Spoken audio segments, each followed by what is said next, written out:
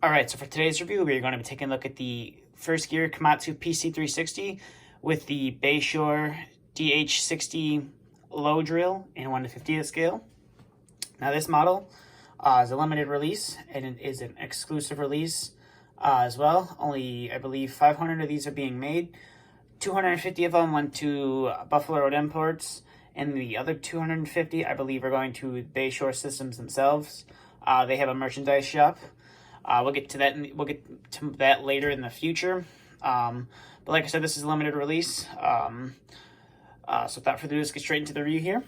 So starting off with, as you can see, it is kind of a harder model to get into the camera view, since it's such a kind of a large piece, and the drill part itself likes to stick up.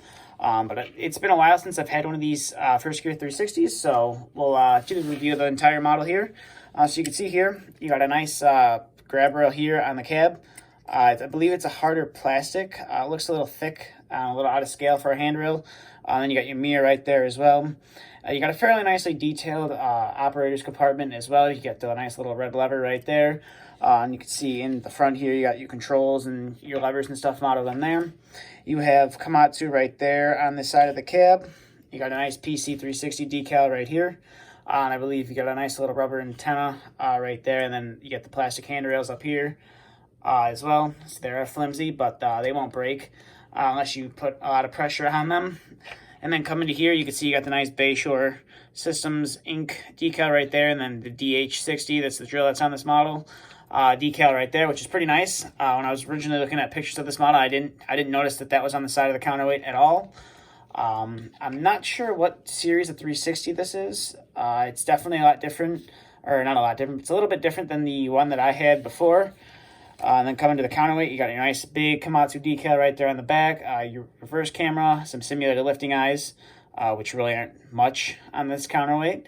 You got the nice danger warning decal right there. I like that a lot. You got your little stubby exhaust up here. And then coming to this side again, you got your DH60 decal right there. You got some nice engine paneling simulation detail right there with a little latch modeled in there very nicely. Paint match seems to be a little bit off than the rest of the model, so I'm guessing that it got painted and that only got painted once. Not 100% sure. You got a nice Bayshore Systems decal right there. A nice Komatsu decal right there. And then you got your PC360 decal right here. And you got your handrails right here as well. I believe this is a mirror. And behind that, you can kind of see it right there. You got a nice fuel cap right there. And then you got your handrail coming here.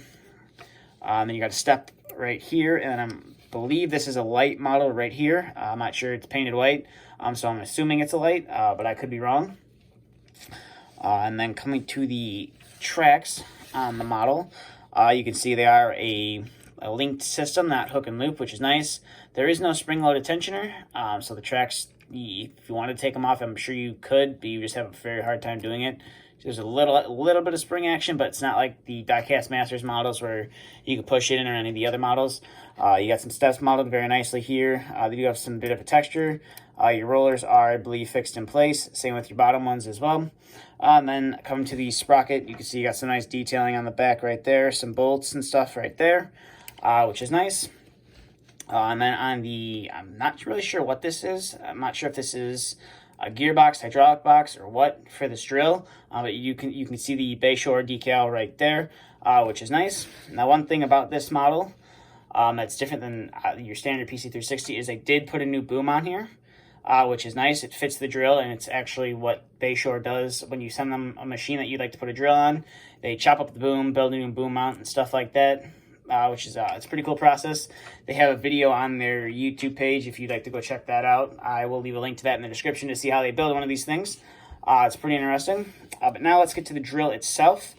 Like I said, this is kind of a hard piece to get in a review here. I'm not really sure what this whole assembly is called, but it is modeled very nicely. From what I can tell, it feels like it's a plastic assembly. I could be wrong. It could just be the feel of the paint, but I'm almost positive it's a plastic assembly. The housing for the drill is plastic as well. You got a hydraulic cylinder right here that does not function. And the hose detail is phenomenal on this piece.